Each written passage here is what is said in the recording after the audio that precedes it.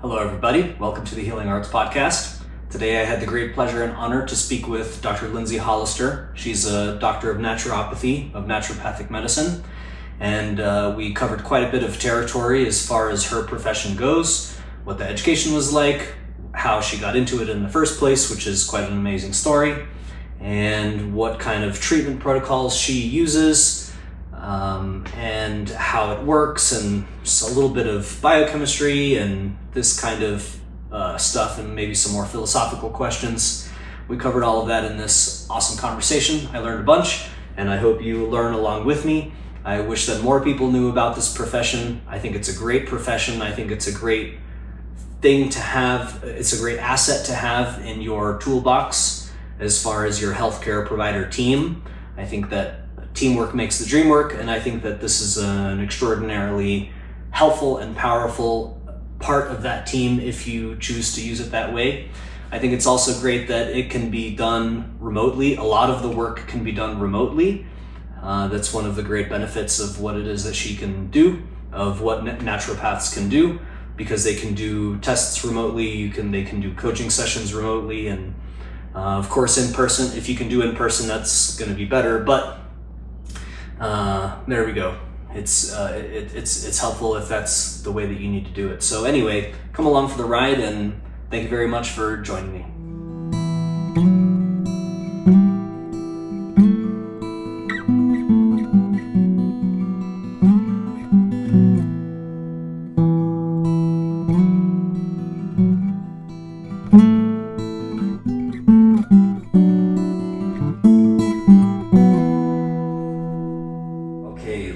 Dr. Lindsay, it's so nice to have you here. I feel like it took me way too long to meet you in your office just downstairs. We work just like this for each other. But whatever. That happens. Better late than never. Yeah, I totally. agree. So I'm super excited to have you on. I have a cousin who's a naturopathic doctor, and I've had a big interest with that ever since him and I kind of started talking about it. He's actually the reason why I got into chiropractic to begin with. Oh, wow. Funny enough. No way. Yes, and he's also the reason why I got into anatomy as an educator. Okay. So, and yeah, he's a good guy. He's got a nice place in my heart, and so this is a little kind of like extra special to me for multiple reasons. That's so cool. So yeah, maybe could we start with giving us some background? How did you get to where you got? How did you get interested in naturopathy? How did you get to opening your own business? And because you are the business owner of... Yes. Cool. So give me all of that if you wouldn't mind. Give me the long version. All right, cool. Let's kind of start with we'll start with like the closer to making the decision story, and then if you want me to expand in either direction, I can. But okay. Kind of where we were at in our lives, my husband and 3 kids,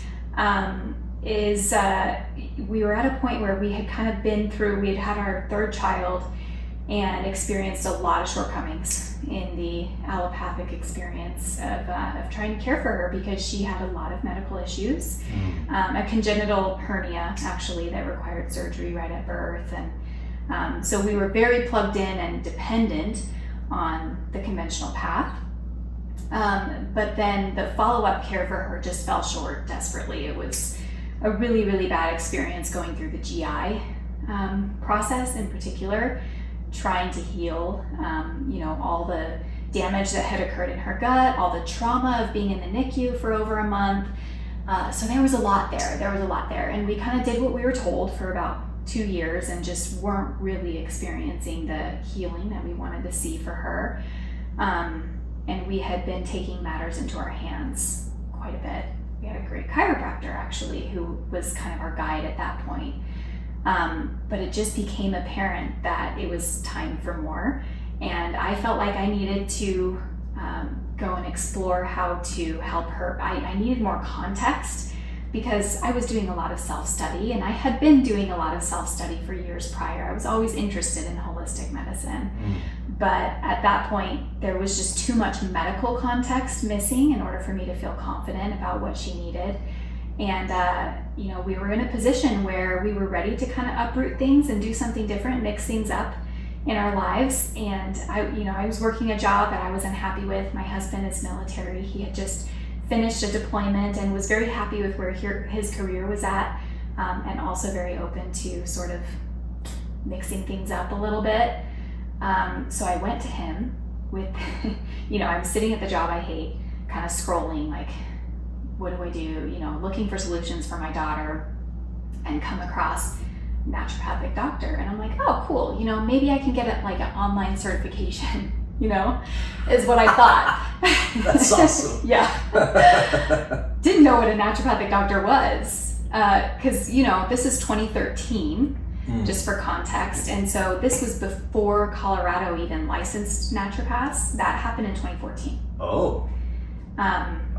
So at the time, people could call themselves whatever they wanted, even if they weren't a doctor, so to speak.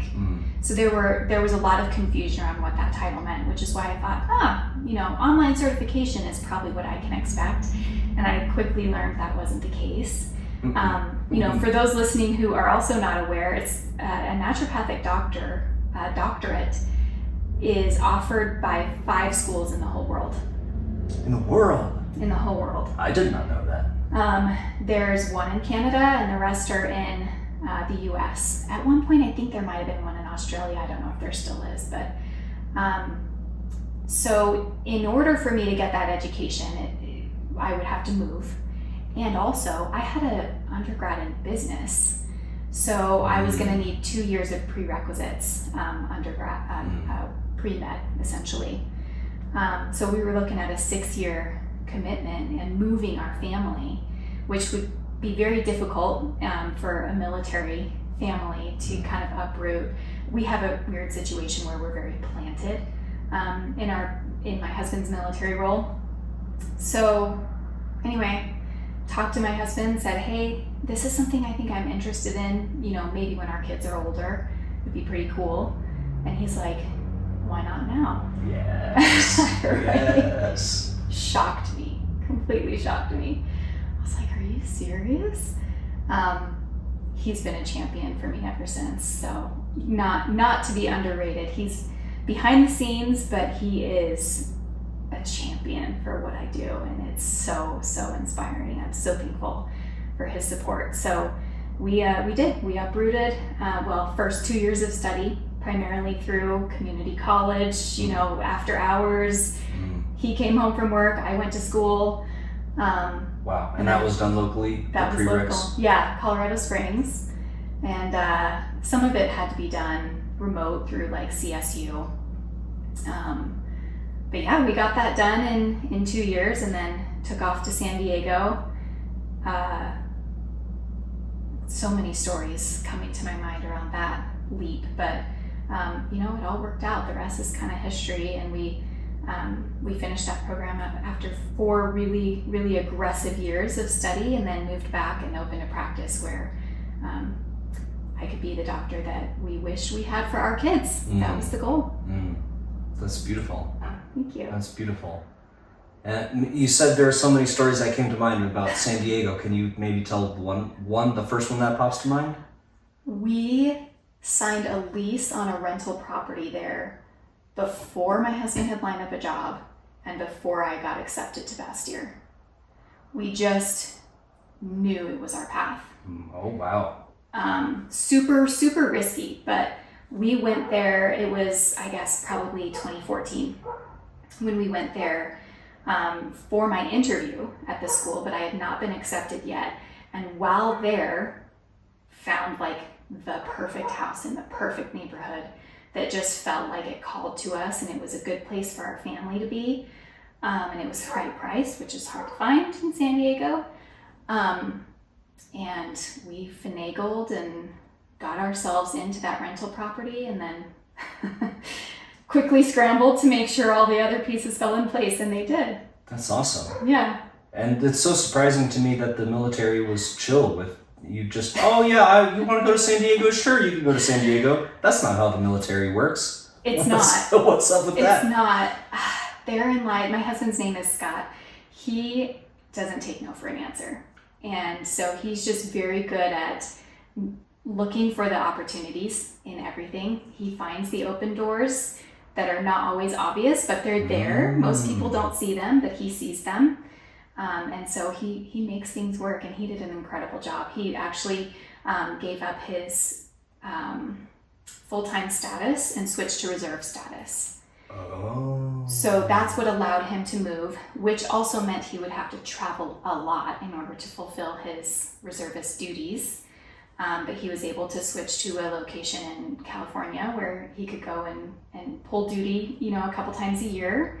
So he would do that, and then he got himself a really, really great job. Well, great that it supported the family. He did not enjoy it, but he made the sacrifice and found a great engineering job there to support our family while we were there, and it was amazing. Amazing. Yeah. That's real love right there. It is. It is. Like, wow, Yeah. that's amazing. Yeah. That's awesome. Okay, so tell us a little bit about what school was like, other than drinking from a fire hose, which I assume it was all day long drinking from fire hose. But yeah, like what kind of stuff did you learn? What was the experience like? Oh, so cool. I haven't talked about this in a long time, so this is fun to think about. I could not believe how medical it was. And I say that in a positive way because I was actually, I thought we were just gonna like play with herbs and remedies and, but the first 2 years matches what is taught in a conventional medical program.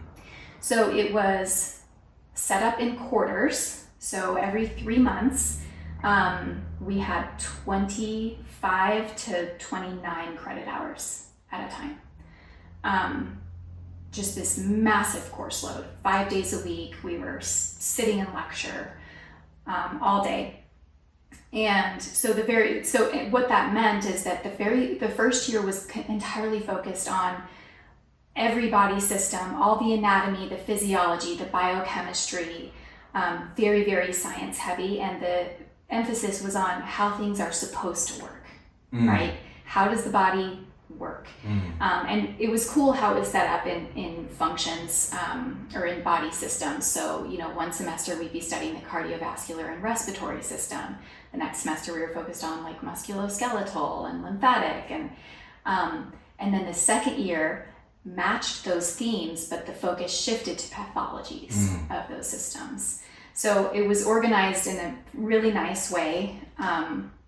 But it was the first 2 years, I was kind of like, where's the naturopathy? We all were like, when did we get to talk about the remedies? And we had classes, that were shorter in length, that were focused on the starting to learn the basics. So we still got to start playing with remedies. We started to learn counseling techniques. We were doing a lot of that, but we weren't really getting into this treats that. So it was very fundamental. I was also really surprised that we had full-on gross anatomy lab, dissection of a human cadaver. Yes. I was not prepared for that. I'm not a medical person, I didn't go to this training because I wanted to perform surgery. So that was something that kind of came from left field for me. But every Friday we spent 4 hours in the gross anatomy lab doing dissection. That correlated with what we were learning in the classroom. So it was just this beautiful way of bringing all the pieces together. I felt like it was such a quality education. And then third and fourth year, the roles kind of reversed to where we actually got to do more of the how do we formulate herbs? How do we formulate homeopathy? How do we put that into action in the form of protocols for X, Y, Z? And that's when we started doing heavy clinic hours, 3 or 4 shifts a week that were 4 hours long. So we'd be in class for 8 hours during the day, and then if we had shift that night, it's 4 hours of shift. So wow. Some days were 12-hour days.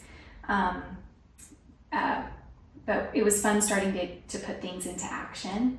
I was surprised that we had a phlebotomy focus. So second year, when we were done with gross anatomy, that class shifted out for phlebotomy. So we practiced poking each other and drawing blood. Again, something that came from left field. Didn't know I was going to be doing that. But we learned a lot about the clinical applications of running lab work and learned how to do it ourselves. And there was one other thing that I was going to say surprised me. What was it? Oh, pharmacology. Yes. We had just as much expectation to memorize all the pharmaceuticals as we did to memorize all the herbs. And so at the end of our program, we were really supposed to understand when and where you can apply pharmacology, and also understand how to look for, interactions and what do you call them? Contraindications. Yeah. And things like that. And that was surprising for me. So some of my colleagues, depending on where you practice, use pharmacology more than others. States like Washington and Arizona and Oregon have full scope of practice for naturopaths. Oh. And so they can actually prescribe. That's cool. Yeah. Here in Colorado, we can't prescribe at all. And only natural herbs kind of right. thing. Yeah. Zero. There's so many different categories of pharmaceuticals. And we can't prescribe any of them. Other states kind of cherry pick. So they'll let naturopaths use like bioidentical hormones or thyroid, things like that. Ivermectin, just things like that are common functional medicine tools. But here in Colorado, they're like, we can't even use IVs. We can't prescribe bioidentical hormones or anything like that. So that's really something we're working to change. Yeah. IVs sounds kind of like a basic thing that you should be able to do. And we do a lot of training in IVs as well. Exactly. Yeah. So, okay, cool. Well, I hope you win that fight, because that seems like a basic one. Yeah. Yeah. For whatever it is that you want to get. So do you feel like it's limiting in a bad way the laws are set up currently in Colorado, or do you feel like you're able to do what you want to do? For me personally, it doesn't get in the way because I see children. Okay. For my colleagues, it very much gets in the way because they see adults who are in need of support, from both angles. So that can be really tricky for them. But we get around it. We have good relationships with providers who do prescribe. There you go. There you go. Teamwork. Yeah. That's cool. Yeah. And are the people that you referral partners, are they friendly towards the towards your field? If you find someone who's functional medicine, yes. Okay. But for the most part, I have experienced that fellow pediatricians not as welcoming and friendly. To be fair, I don't really reach out anymore. Initially, I kind of sent out a few letters, didn't get any response, and I haven't really tried since then, mostly because I don't need to. But there's definitely a lot of bias out there that the conventional providers seem to feel like we're working against each other. And that's not the case. We're not trying to de-prescribe all our patients. We're not trying to say, don't go the conventional route, but we are filling a huge gap that conventional providers are not addressing, which is how do you live a healthy life day to day? And, the nutrition piece that they admittedly and very publicly now are acknowledging they don't know anything about. That's something we know a lot about. Yes. Yes. That's a great way to put it. We're not against each other. We're all on the team of the client. We're all on the same team. Yes. There's no fight. There's no competition. That's how I see it also. Exactly. Yeah. And I find the exact same thing within chiropractic. It's like sometimes people are very friendly towards the chiropractic profession, and sometimes these medical doctors are just not friendly at all.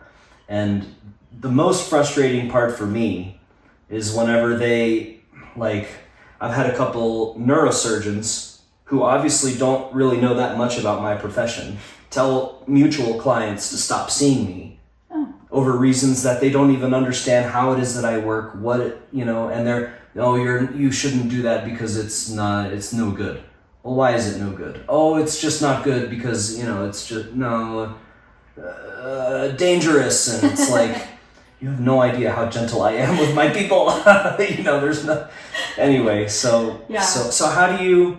No, I guess I was gonna ask you, how do you overcome those challenges? But it sounds like you just don't even engage with it because you are able to do everything that you want to do with your kiddos and with your clients. Yeah. Is that right? It doesn't even get for in the the way. most part. I think where it comes up is I just help my patients advocate for themselves, and I help them decipher when is it appropriate to intermingle the conventional approach with this, because sometimes that's the biggest question, right? Is I do see some kids who are in the process of seeing specialists for XYZ, and parents are wondering, like, is this a procedure that's actually something we should be doing, or is that invasive? And we can kind of talk through, and I can actually give them the informed consent that they're looking for, which a lot of times is just a conversation around, well, what will we get? What is the potential outcome if we run this scan? If we put your child on this medication for a time, will it change outcomes?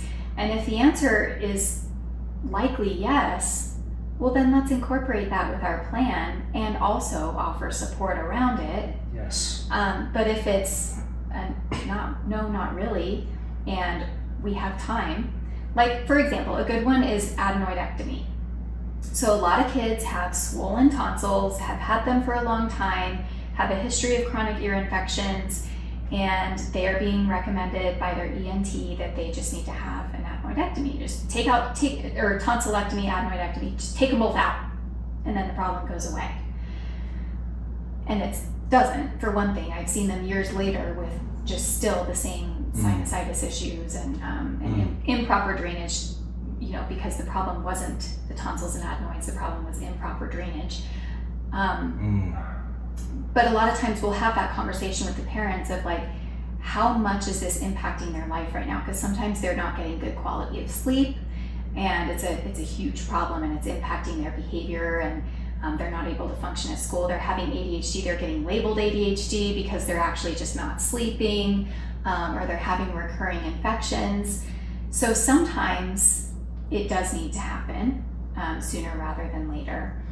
Other times we have a timeline where we could try to make improvements before they actually need the surgery, and I have seen that be effective, because a lot of times what I find is the root cause of that is some sort of infection in the gut, typically an overgrowth of strep that is living in the gut and just has this recurring infection in the tonsils and adenoids as they're trying to drain that.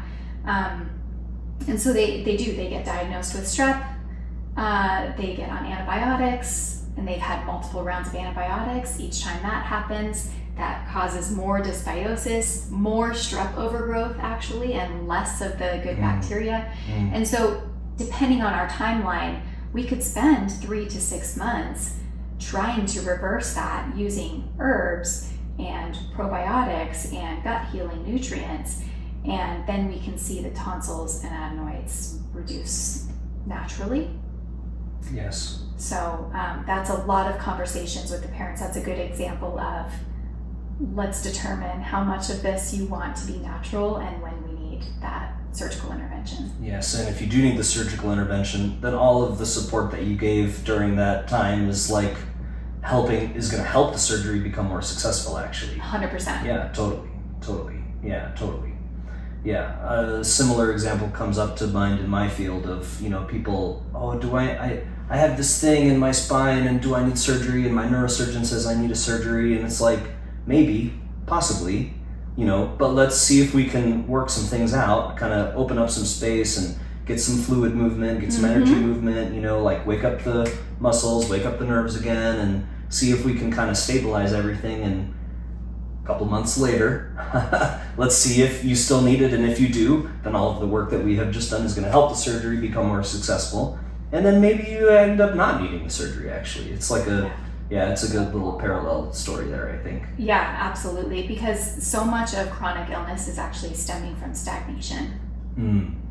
Yes. And so if you can get things moving the way they're supposed to, that makes a huge difference as well. And a lot of times for me, that starts with the liver and the kidneys and the gallbladder. And a lot of times kids' systems have been shocked into kind of not releasing and not draining because they get really, really heavy exposures early on in their lives.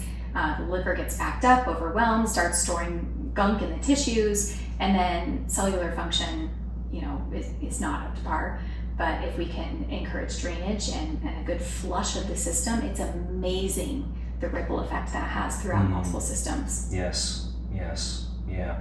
And so you're doing this flushing kind of stuff with herbs, with fluids, is that right? Homeopathy. Homeopathy? Mm-hmm. Oh. Yeah. Tell me more. Tell me more. Well, I have to say, when I had my interview at Bastyr, they were like, what are your favorite modalities? And I said, I like nutrition, I like the counseling piece, I like herbs, but I don't like homeopathy, and I probably won't ever do that. And it was probably about a year and a half into the program that my own son was struggling with allergies, and I had tried all the other things that I had learned. Took him to the student clinic. One of them recommended a homeopathic remedy, and I was like, tried it, and the next day he was better, and I was like, you've gotta be kidding me. Yeah. That's awesome. So for all the homeopathy haters out there, I was there too. But homeopathy itself, it gets confused with naturopathy. People will call me a homeopathic doctor, for example. And it's not. Homeopathy is under the umbrella of naturopathic medicine. So, in the naturopathic toolbox, we might have, a hammer and a screwdriver, and a hammer is herbs and a screwdriver is homeopathy. They have completely different applications. Herbs are like an extract. So if you take echinacea and you put it in a solution with alcohol, it extracts the constituents from echinacea and you have a tincture. Homeopathy would be if you took a drop of that and you mixed it with about 10,000 or a million other drops of water, and you just ultra dilute it, and then that's your medication. And by the time you dilute it so much, it's under a microscope, you really can't even see the original constituents anymore. Those properties are really non-existent. What's left is the essence. It's almost like this nano particle that remains. And it's so fascinating because it's so gentle, it never forces the body to do something that it's not ready to do. So a lot of times people think homeopathy doesn't work because they tried a remedy and it did nothing for them. And that's because it was not the right remedy for them. Because the body is not going to react if it's not the right tool. But if you have the right remedy, things can shift overnight, very fast. Like with your son. Yes, and it seems like pure coincidence, because it's so gentle and so swift yet subtle that people will say, and I hear it's classic, I don't know if it's the remedy or if we just kind of like moved into a different phase, But it's true. It just works so harmoniously with the body. Yes. So the most obvious question for everybody is like, how on earth does that work? How on earth does that work? I mean, I have some ideas, and I have heard so many stories like the one of your son that I'm pretty convinced that it works. But do you have any thoughts on how it works? I have an analogy that I tell people, and I think of it as a software program. That if you just kind of, you plug in the software program, it tells the system how to work, and then it works. It often feels like when we get in a state of dysfunction, the body adapts, right? That's why we adapt and we find new homeostasis when something shifts in the body. I'm sure you see this all the time. When people have pain, there's adaptations to that pain, and it causes a ripple effect, but you've adapted because that's what the human body does. And so the same thing happens with homeopathy. We try to remind the cells and the organs and the tissues how they're supposed to function. And I believe that it's that essence that's there, that, you know, medicine from nature that has more intelligence than we can fully understand, that just has enough information for the cells to be reminded how they're supposed to function, and they start firing again. They're just misfiring signals. So if we can just restore how they're firing their signals and remind them who they're supposed to be talking to, then they start talking again, and then things work. Yeah, it's abstract, but it is what it is, right? And sometimes that's okay. And that's the beauty in natural medicine, is that we're okay with not always having a lab-based understanding, you know, of what this is doing. Now, to be fair, there are some countries that do study homeopathy much more thoroughly than the US. Like Austria is really great at putting out studies, Italy. So they're out there and they're using homeopathy for cancer research, and they're getting phenomenal results. The research is out there. Oh, wow. You know, but I'm not a research heavy person. And so, you know, I'm not the kind who sits with a cup of coffee and like reads the journals. Yes. So you're busy helping clients. I mean, they may very well be out there. Yeah. And I mean, when people ask me, how is it that chiropractic works? To be honest, I don't know the answer to that either. I don't know what happens when I touch people. It's a question that's really obsessed me a lot. Like, you know, because we have some research also, but I've never really been very satisfied with it.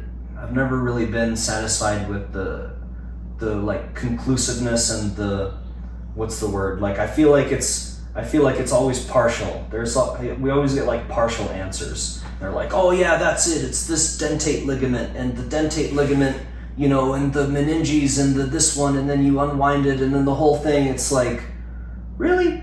I mean, maybe that's a part of it, you know?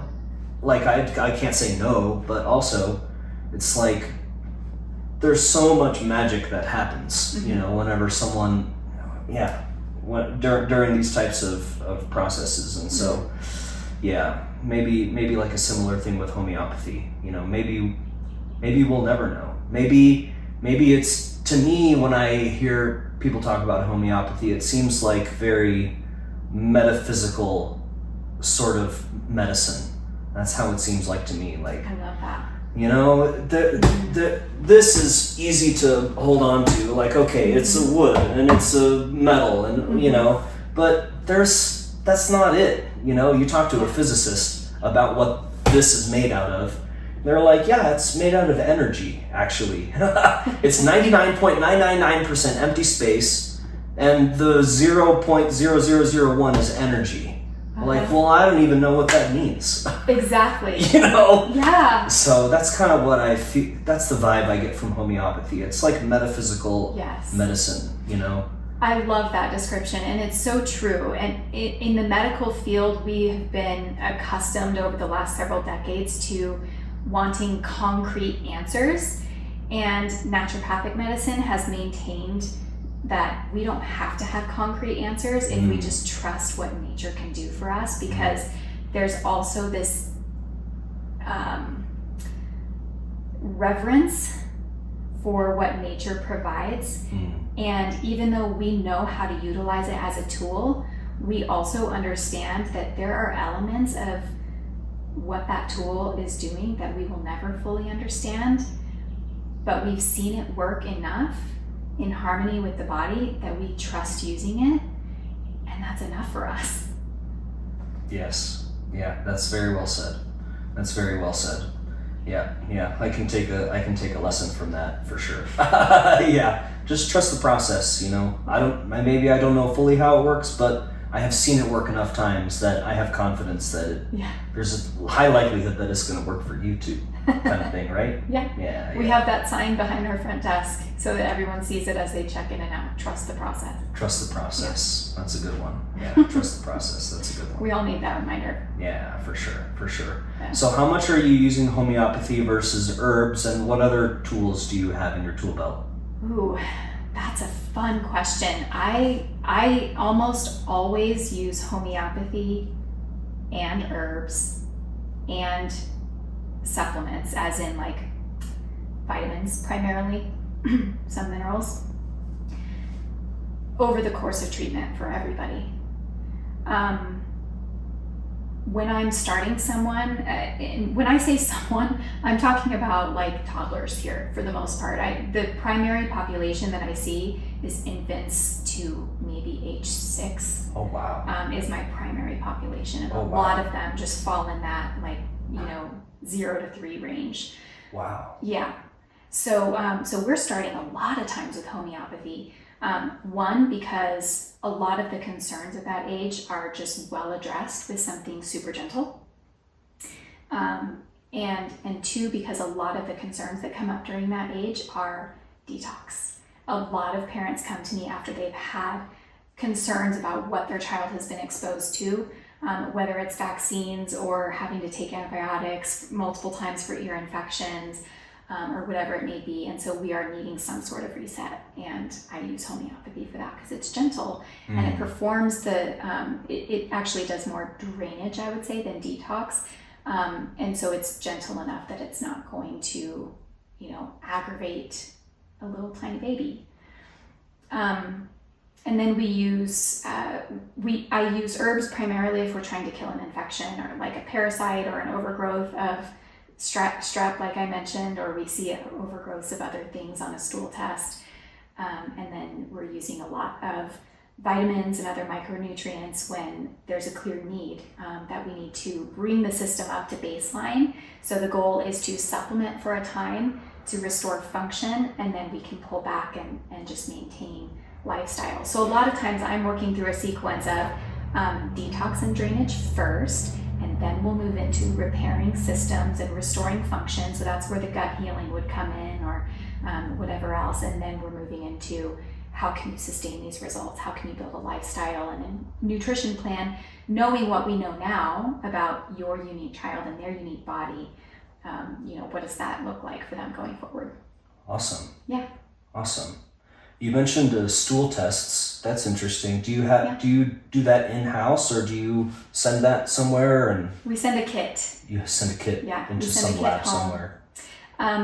So we send the kit home to the family, and then they do the stool collection at home, send it to the lab, and then we get the test results. That's cool. Yeah. And what other kind of stuff do you send to these labs? Like, what other tests do you do? I guess that's a better way to word it. Yeah. So a lot of times we are not requiring tests. I know, in the functional and naturopathic space, a lot of times tests are kind of the first step. I don't do that as much. We like to start with like drainage and detox. Let's see what happens when we flush the system, and a lot of things restore themselves. And then the body also gives us breadcrumbs and kind of reveals like what's left that we need to actually address specifically. And sometimes if it's unclear what we need to do next, or we can tell that there's a clear barrier to healing, but we can't put our finger on exactly what it is, that's when we would do a test. Then you do the test. Mm-hmm. Got it. And so the 2 tests that I rely on the most, actually there's 3. Stool test has been a common theme lately, but things come in waves. So that's not always the case, but lately I've just had a lot of waves of kids who seem to have gut infections. And the way that I know that is we have cyclical symptoms like, it seems like every month they go through this bout of vomiting randomly, or they just have this sudden uptick in terrible behavior, or they just keep getting sick constantly. Those are the kids that I like to do a stool test on, and a lot of times we'll find out there's a underlying infection in the gut that we need to address. The other test that I run is a urine test, because it's super easy to get a kid to pee in a cup as opposed to collecting a stool sample. And we can learn so much from a urine test, looking at their micronutrient levels, so we can find out exactly what vitamins they're deficient in, as well as probiotics, enzymes, proteins, fats. We can look at all those things just from a urine sample.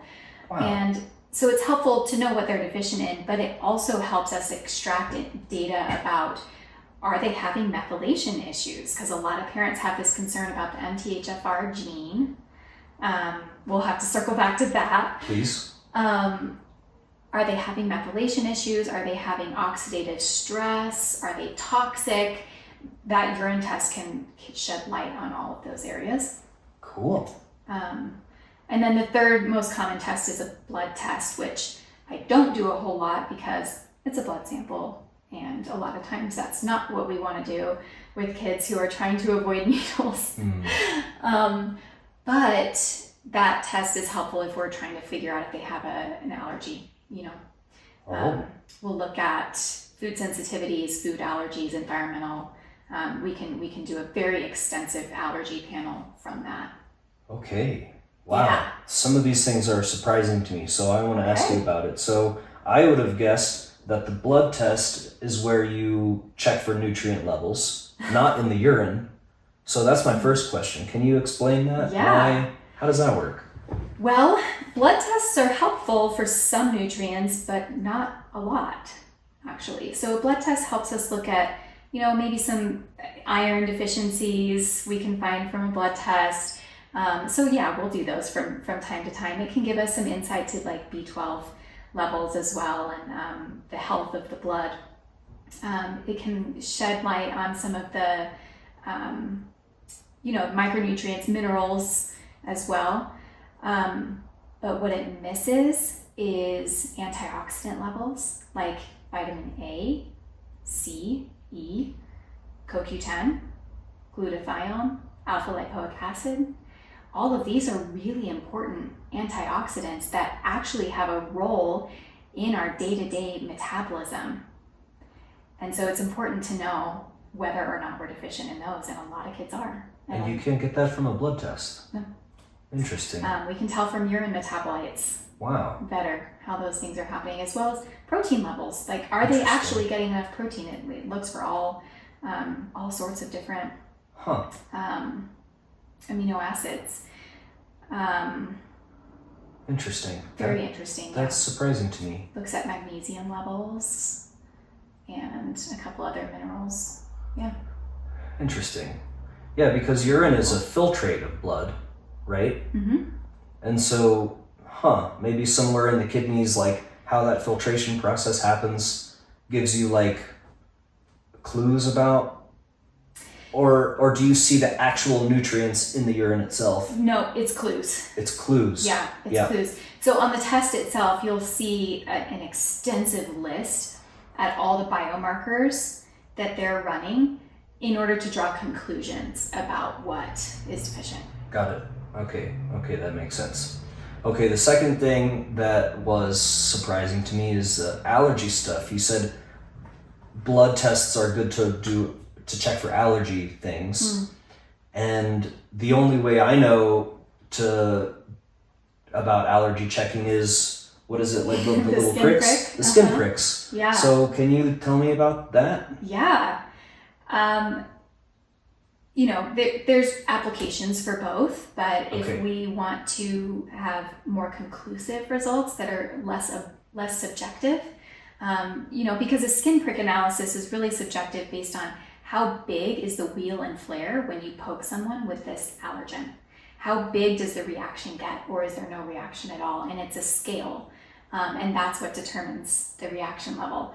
Well, and also it's a skin-based reaction, and there's different immune system components on the skin versus what's internal in the blood. And so, again, there's applications for both. But if we are curious about food sensitivities, that's very different from food allergies. A lot of parents are curious about that because they feel like, and we can talk about what a sensitivity is, but they feel like they maybe already had an allergy test and it came back inconclusive, but they still feel like there's something there, and so we want to look for sensitivities. So it's nice when we can do a blood test and be able to check for sensitivities and like a true allergy, which would be an IgE reaction versus an IgG, immunoglobulin G. That's what we're looking for in the blood. Is the both of those different immunoglobulins, whether they're present, tells you whether it's more of an anaphylactic IgE traditional allergy versus an IgG, which is a latent reaction, which means the immune system is still responding to something as if it's an invader, but it's not having the obvious outward reaction, or it's just having it very delayed. So a lot of times this is showing up, those types of reactions show up in the form of behavioral issues, sleep issues, digestive health issues. Chronically constipated kid, for example, perhaps is eating something that is aggravating the immune system that's being perceived as an allergy. And another common one is eczema. I see a lot of eczema, and a lot of times those kids are told there are no allergies present, but really they have a whole host of sensitivities present. Yeah. Got it. So the IgE versus the IgG, that's kind of the marker for allergy versus sensitivity. Yeah. Is that right? Mm-hmm. And for our listeners, these immunoglobulins are immune cells in the blood that are kind of like on high alert. They're on the lookout, and they react if they see something that's like, oh, that's not good. Is that a fair way to kind of make it simple? It might be like, IgEs like the army, like they're there because they're blowing stuff up, but the others are the Navy SEALs, and they're there, but they're like hanging out underground. Nice. Like no one sees them sneak in or out, but they're there. But they're there. Yeah, nice. It's different type of military. That's fun. Yeah, that's a fun analogy. Okay, cool. Nice. Okay, so you mentioned methylation as a potential issues, and then you used some other fancy word that I don't know what that other word was. Okay, MTHFR, lovingly nicknamed the mother effer gene. Because nice. It really, really messes up the detox pathways. It makes it really hard. So about 50% of the population actually has this gene activated. It's very common now, and essentially what it means is if someone is homozygous for this gene, as in both aspects of the gene are turned on, it's going to be really, really difficult for them to detox. So even just daily breakdown of exposures of, the metabolism itself has waste produced that has to be processed just like a toxin. Yes. Someone with that MTHFR gene can have a harder time keeping up with that. And so they tend to become, for lack of a better term, just kind of more toxic. So we might call that like a toxic body burden. And the way that shows up for kids is the parents are usually saying, I don't know what is wrong, but something is off. Something is off. My kid gets dysregulated and can't bounce back from a tantrum, or like it feels like they're having this out-of-body reaction where you can't reason with them when they get upset, and they just kind of spiral out of control, and they'll go to a doctor or a specialist. A lot of times these kids are plugged into speech therapy or OT or something like that already because they're struggling developmentally and cognitively, and their providers are brushing over this issue that really their body is just so overwhelmed and overstimulated because they're not detoxing.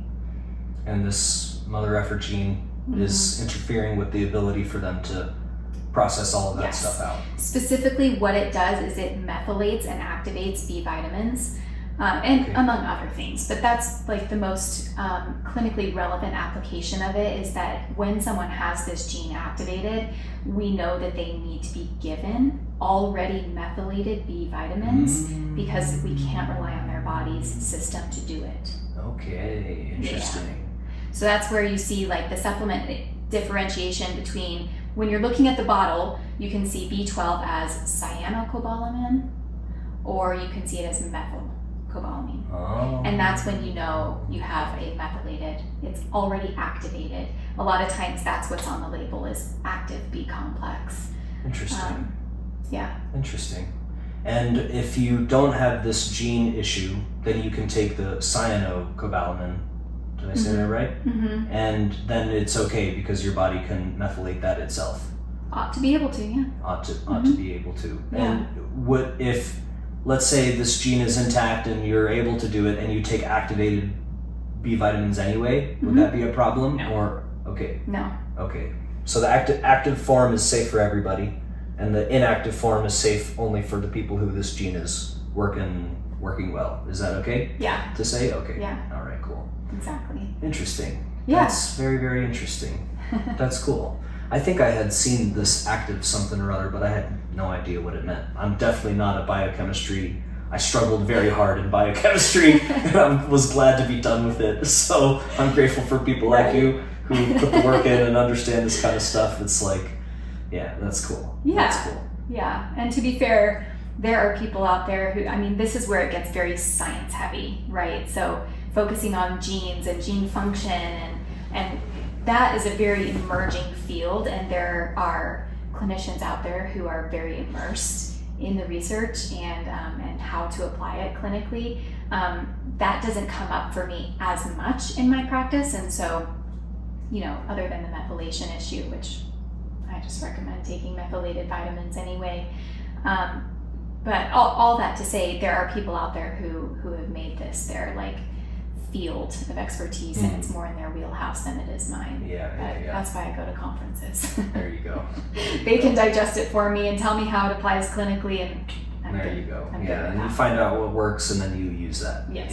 Yeah. Exactly. Cool. Nice. Yeah. Very cool. Okay.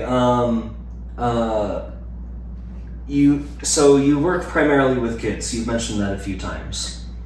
I want to ask about that. What do I want to ask about? I guess maybe we can start with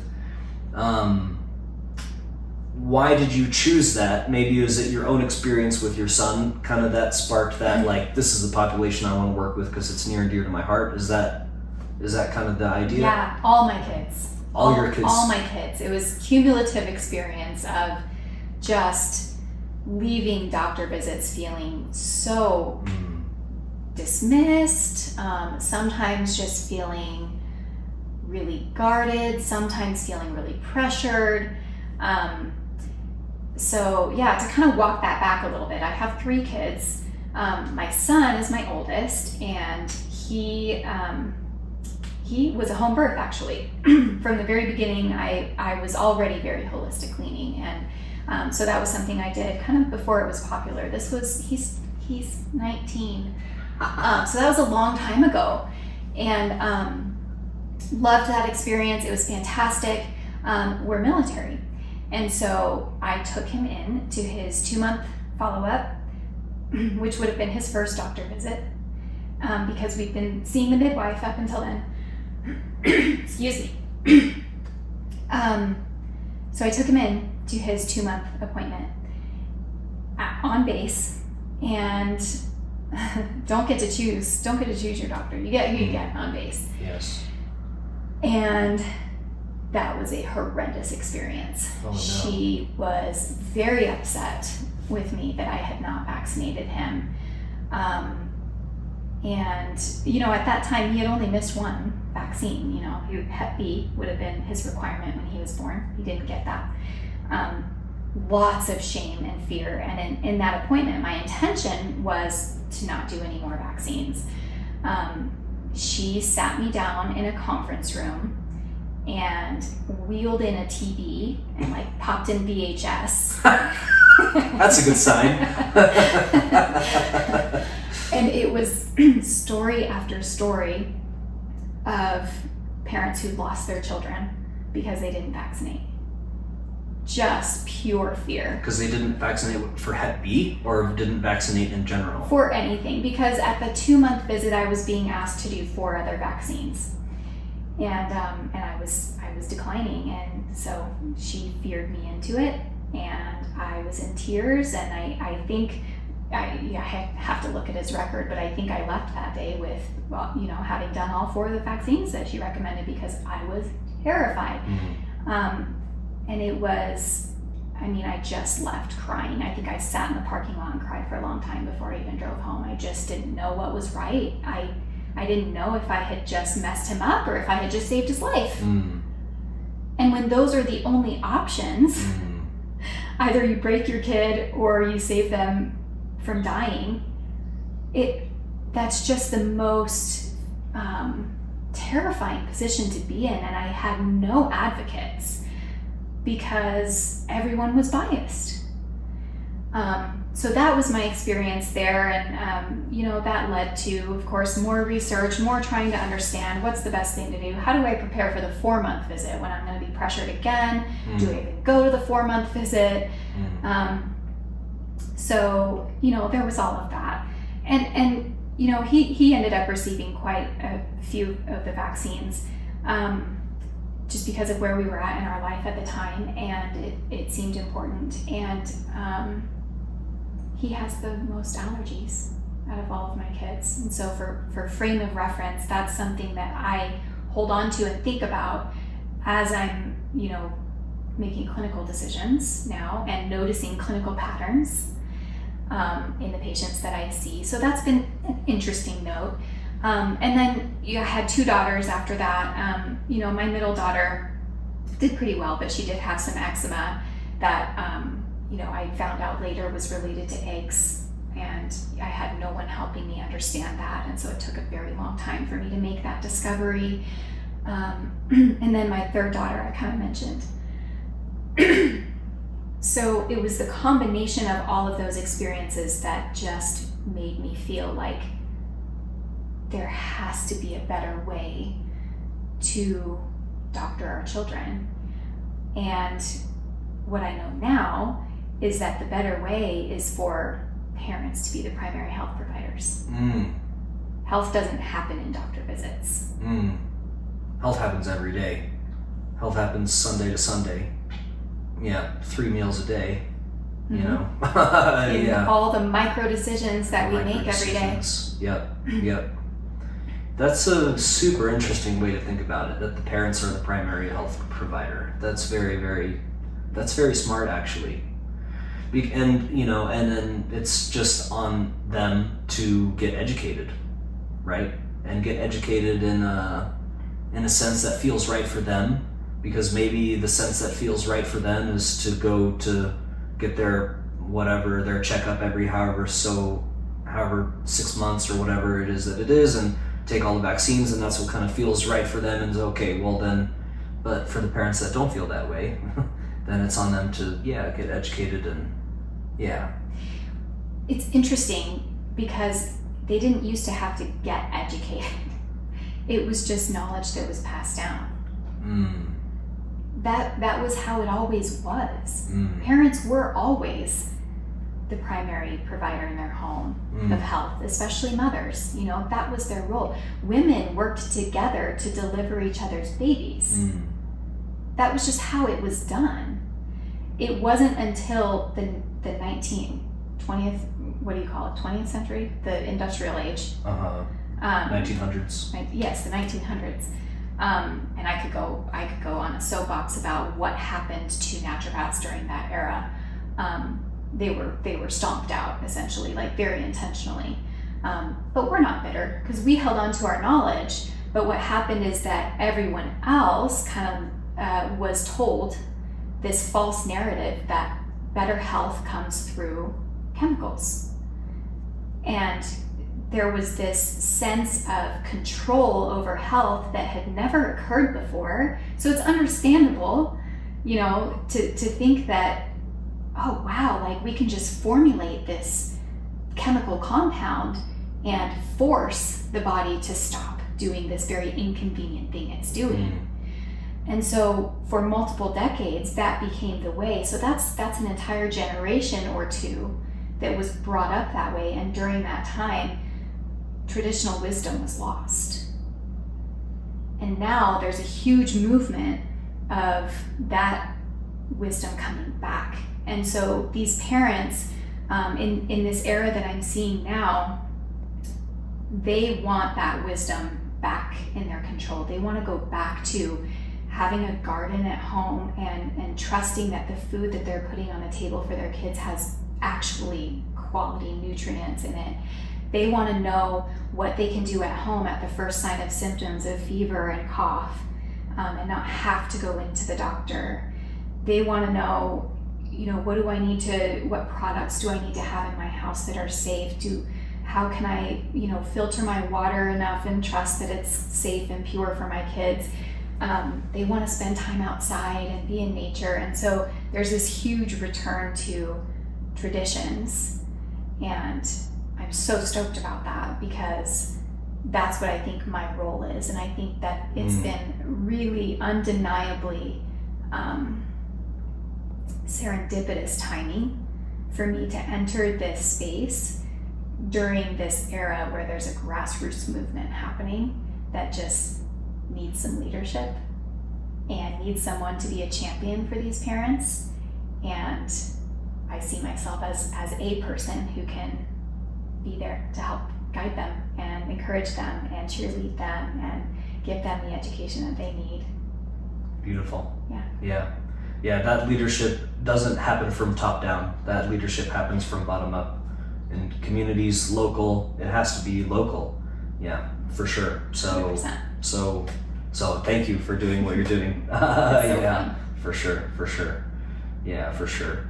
I'm reminded of it's a little bit off to the side of that, but I'm reminded of I think it's a refrigerator magnet that I had for a little while, and I think one of my roommates took it. But it was a great magnet, and it said, "Try organic food," or as your grandparents called it, food.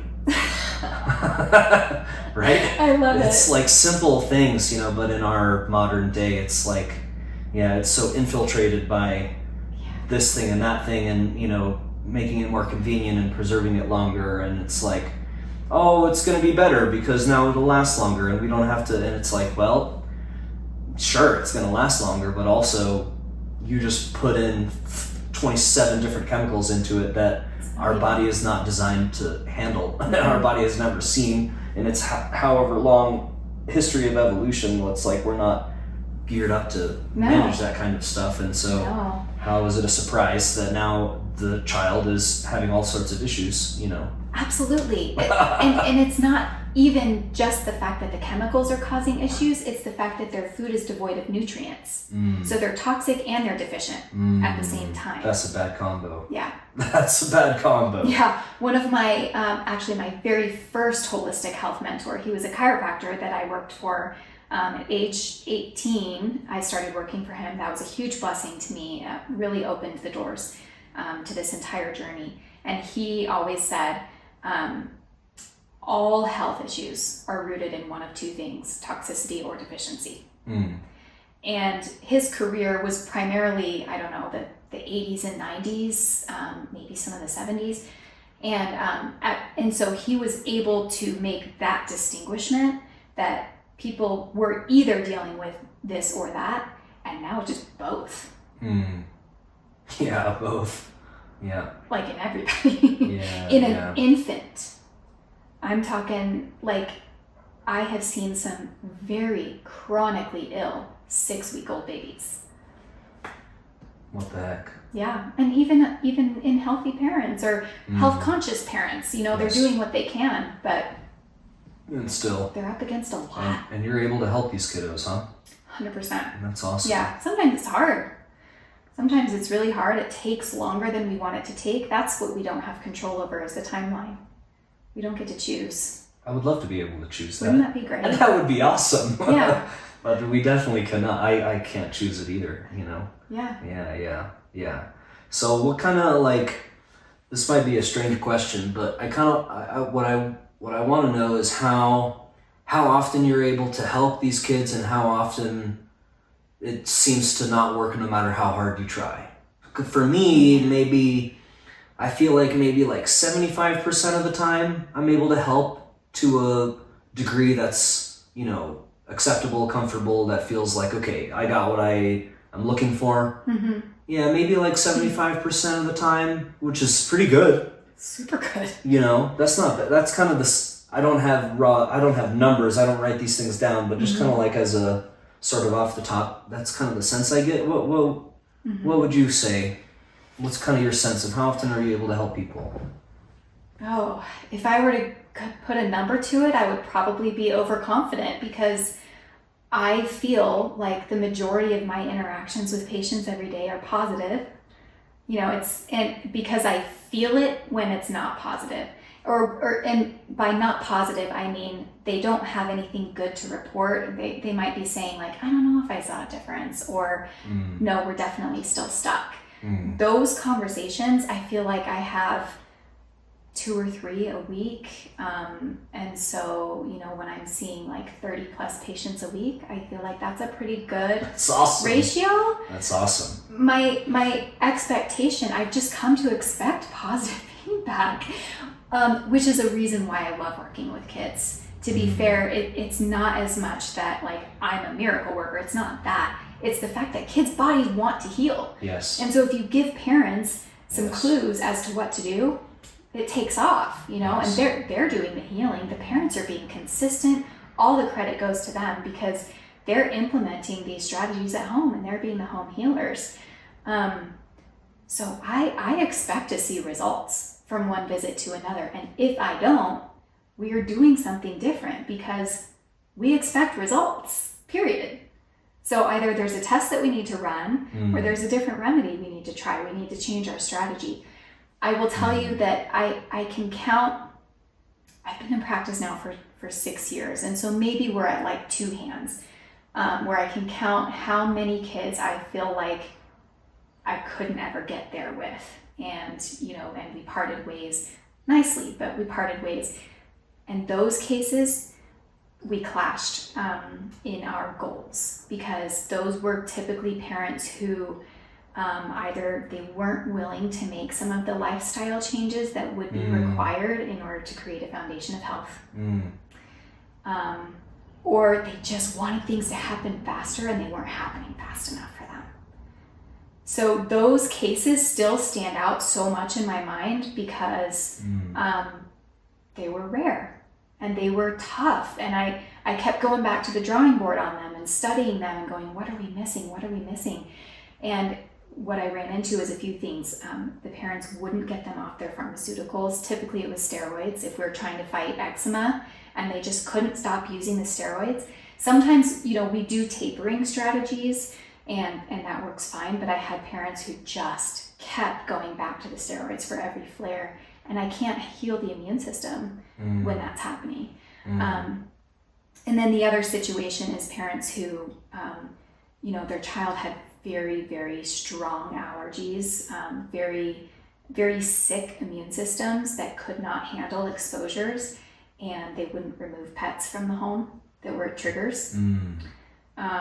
Those stand out to me as well. And those are hard because when pets are members of the family, sometimes the only alternative we're willing to consider is allergy meds until, maybe the dog passes and then you can just not get another one. And that was kind of the conversations that we were having at that point. Yeah, that's a great perspective. There's a lot of factors that go into results, and like outcomes. There's a lot of things that go into it, and maybe some of it is out of our control and a lot of it is in our control, I think. And what are we willing to do to make the thing, we're addicted to X, Y, and Z, and what's our willingness to let go of these things that we historically rely on, and there's a level of faith involved in that. Like, okay, I'm nervous to let this thing go because I've seen the steroid work in the past, and but this person's asking me to stop, and I don't know, it's like, that's tough. Yeah, that's tough. And then how often do you think the results are controlled by something that's out of their control, like maybe some kind of gene expression that's just doesn't want to switch over, or I don't know, something that, does that question make sense? Yeah. And I don't know if it's even a question that's possible to answer, but I don't know, it's just a curiosity in my mind. Specifically genes? Oh no, I don't know, just like how can I word it better? There's when someone's trying to get better, they're doing everything that they can, they're taking all the suggestions, and it's just like still not working. I don't know. What do you think about that? That's a tough one.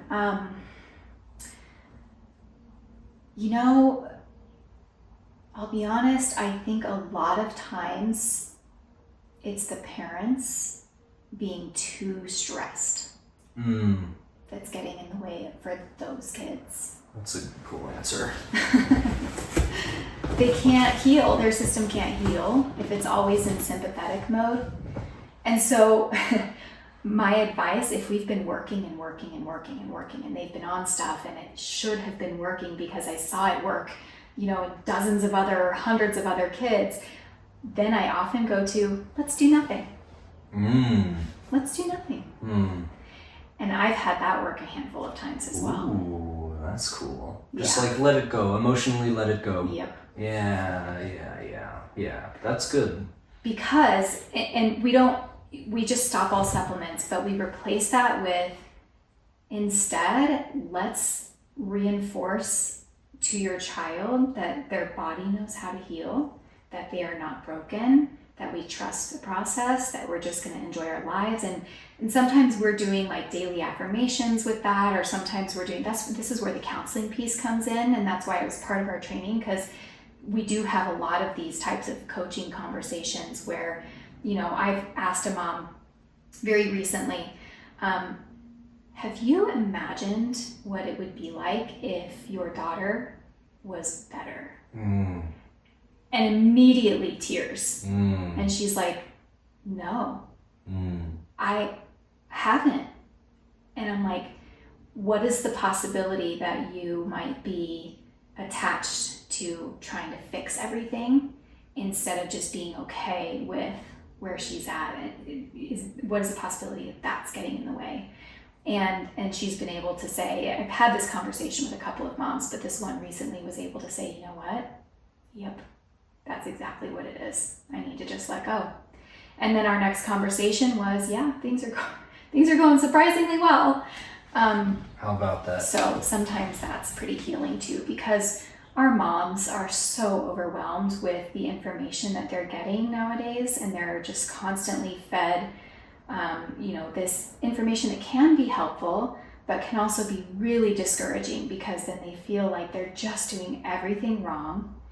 And they're constantly watching their kids, observing, is this an autistic symptom? Is this a symptom of deficiency? They didn't sleep well tonight. Do we need to do melatonin? Should I be giving them detox baths? Oh my gosh, they're not acting the same as another kid. Does that mean that we have do we need to do PT, OT? And it's just this constant hamster wheel in their mind that sometimes they need somebody to just tell them, you're good. Chill. Yeah, totally. Yeah, totally. I've had the experience in my own life so many times that the emotional world affects the physical body in such a real way. I've seen it in my clients also. I've seen it in my own experience. It's like, a fun, silly example that comes to mind is insomnia. Like whenever you're sitting there lying awake at night and you're like, I want to go to sleep so bad. And that keeps you up. Well, shoot, what time is it? How long have I been laying here awake? That keeps you up. And if you're just like, fine, I don't care if I fall asleep or not, then you fall asleep. So true. Right? Yeah, totally. It's like a silly, fun example, but that can be extrapolated into... Absolutely. Right? Yeah, totally. Less is more. Yeah, totally. I can't resist giving another example. This is a fun one. So I was practicing in another building previous to when I moved into the WOW space, and the landlord ownership changed over to a big corporation from Texas, and they bought up all of this stuff, and so they're like, okay, now we want to take this over.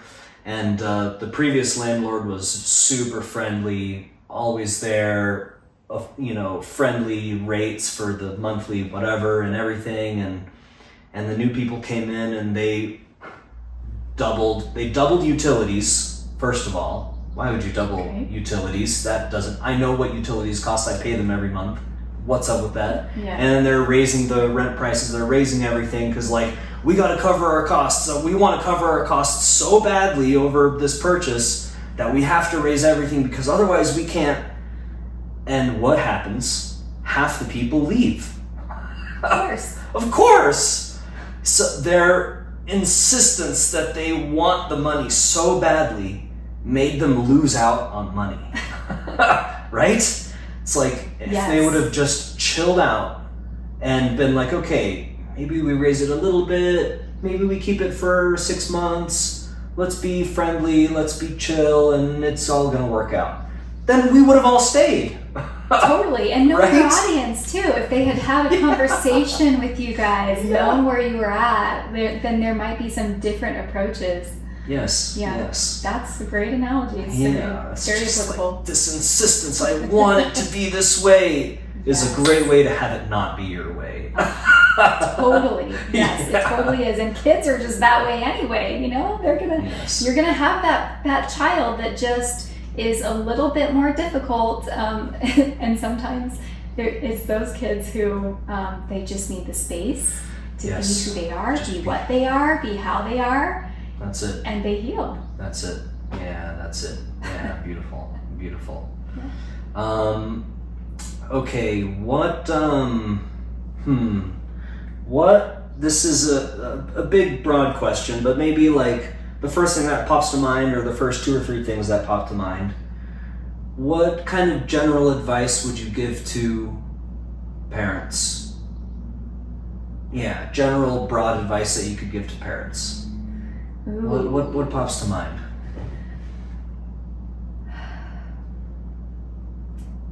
Having your medicine cabinet ready to jump into action. This is a conversation that I especially have with parents who are not vaccinating their kids, because it's important that they can jump into action quickly and not be the parent who ends up in the urgent care having to explain that they chose to not vaccinate their kid. That's a miserable place to be in, and you get a lot of threats. So it's a conversation I have with parents a lot, but regardless of what you're doing with vaccines, that's where power lies, is being able to jump into action at the first sign of symptoms. And I'm talking fever, ear infection, earache, cough, the things that we see our kids do when they're getting sick. If we can support their immune system in the very early stages, then a lot of times they are going to avoid, they're going to have reduced severity of illness, which means avoiding urgent care and ER visits. And they're going to get better faster. And also, their immune system is going to get an upgrade from the experience. It's very different when you intervene with natural remedies as opposed to intervening with over-the-counter or pharmaceutical interventions, because those actually block and suppress the immune system. So the immune system does not have the opportunity to get the training from how to properly handle this particular virus. And so I love to give the parents that education on what to put in their medicine cabinet so they can jump into action, so that they're not fearful of whatever their kiddo gets. And that's also kind of to reinforce this: you are the health provider in your home. So you ought to be the one who knows the things that work for your child, so that you can jump into action. And you deserve to know that as a parent. I think every parent deserves to know that. So specifically what I tell them, I like to do immune protocols that are a combination of vitamins and herbs and homeopathy. I do all 3. And the vitamins that I recommend are vitamin A, D, and C. And then the herbs that I recommend vary based on what your concerns are, but generally you're going to do if you walk into a health food store and you look in the kids' immune section, you can find a blend of herbs that's immune support herbs for kids. Just use that. Okay. And then for homeopathy, same thing. If you're working with me, you're going to get more of a custom approach. But if you're just trying to find something in the store, just go to the section where they have homeopathy for illness, and you look for a blend for colds or a blend for flu, or the famous one that everyone butchers when they try to say it, the oscillococcinum. Have you seen that?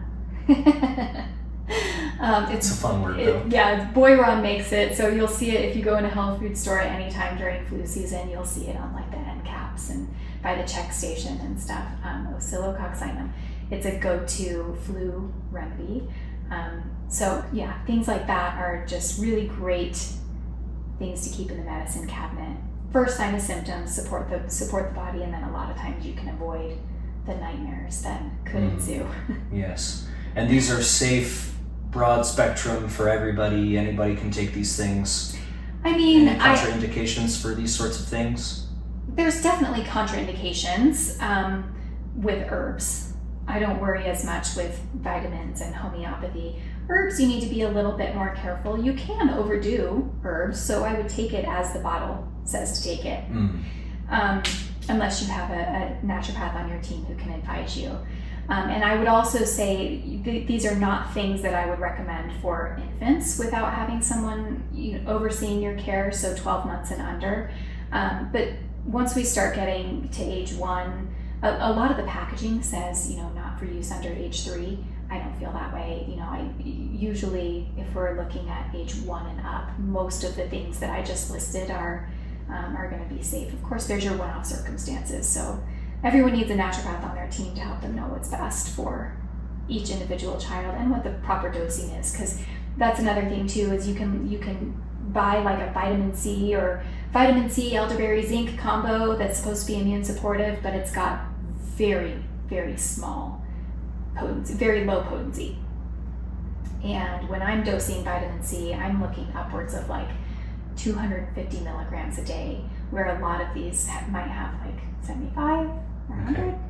Okay. So a lot of times if you feel like naturopathic medicine hasn't worked for you, it's probably because you're not using enough of the natural stuff. Interesting. Yeah, tinctures, they need to be dosed 2, 3, 4 times a day during an illness in order to be effective. Same with homeopathy. So that's important. That's another reason why it's important to have someone on your team that you can ask, how to dose it properly. Because when you're buying stuff over the counter, the dosage is going to be in the safest possible dose recommendation to the lowest common denominator. And a lot of times there's room for far more. Yeah. And that's a fair place to put on the packaging, is the chill bare minimum. And also, if you're really serious about getting after it, then maybe hit up a naturopath to get that customized approach. Sure. Yeah, I think so. So how easy is it to find naturopaths in this country in general? I'm sure in some cities there's a lot of them, and in some cities there might be zero. Do you have an idea of that? Yeah, definitely. Most of the southern states do not license naturopaths, and so there's not a lot of naturopaths there. Because it's very difficult to practice in an unlicensed state and not feel threatened. Some people find ways around it, and they're there and you can find them. But there's about 27 states now that license naturopaths. Okay. And so the best way to find a actual naturopathic doctor, and not someone who's just calling themselves that because their state doesn't license or regulate the title, is to go to naturopathic.org, and then you can actually pop in your zip code and it'll help you find the person nearest to you. You can even just do a little digging too and see if there's someone in another state who's willing to do remote work, because a lot of them are willing to do telemedicine. I am one of those. I'm willing to do that. We take it on a case-by-case basis. Okay. And I have actually created an eczema coaching program for that reason as well, because eczema is such a widespread issue. I was having to turn away a lot of people who were in other states, and so I built a coaching program for that reason, so that I can see people all over the US and Canada. That's awesome. Yeah. That's awesome. Do you do any other programs that you have put together? Any other online programs other than for eczema? Yeah, I have one for vaccine detox actually, and that is an evergreen course that's out there. So people, that's super accessible for anyone who wants to know, like, what is my go-to strategy. How I mentioned, like, the very first thing I do is focus on detox and drainage using homeopathic remedies, and that removes a lot of the other issues upstream. That exact protocol is in my vaccine detox workshop, and I just kind of felt like it was something that needs to be out there, needs to be more public, so I made it very easy to implement on your own, and that's super easy to find on my Instagram bio. Within a couple of clicks you can have the remedies in your hand to know exactly what to do. Awesome. Yeah. Awesome. I'll put all those links in the description of this for sure. Yeah. That's awesome. Yeah. I think that's one really nice thing about the style of work that you do, is that it lends itself to telehealth, digital coaching, because nothing about what I do can translate into the digital world. Everything that I do has to be in person as far as chiropractic work goes, and so I think that it's really valuable whenever we can scale that out, and and you can help someone in Europe or across the world, like wherever. And so that's one of the cool things about what you do and being in the internet age is that that's more accessible. Some of these things, like some of these coaching type of things, and consultations online. I think that's just super cool. So I'm glad that you are capitalizing on that. That's super cool. Definitely leaning into that, just because of what we talked about with this being a huge movement taking place where parents want to get that traditional wisdom back, and I want to be there to help facilitate that. So really working a lot behind the scenes to make sure that there's programs available, and that we have a lot of community connection. We're just doing more and more of that all the time. So that's where my heart is. Awesome. Yeah, awesome. Yeah. Awesome. Very, very cool.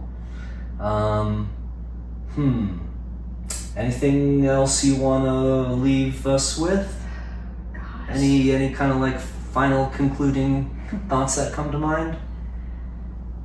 Oh gosh. I will just end by saying, to all the parents out there who are listening, you are capable of more than they tell you you are. You are the primary health provider in your home, and it's okay to be comfortable in that role. You are not neglecting your kid by doing so. They are not required to have doctor visits in order to live healthy lives.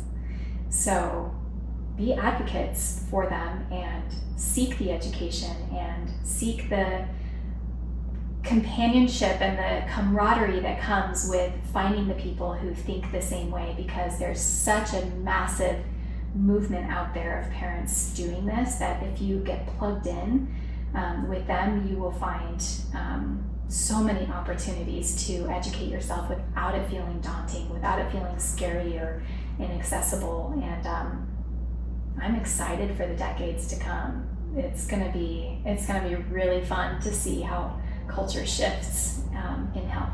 So beautiful. Yeah, beautiful. Thank you so much, Lindsay. This has been awesome. I learned a bunch, and I hope our audience learned a bunch too. I'm sure that they will. And thank you for taking the time to chat with me. Thank you. It's a pleasure. We'll have to do it again sometime. Yeah, I'd love to. Yeah, I'd love to do a part 2 for sure. Yeah, for sure. Yeah. Okay. All right. Bye-bye, everybody.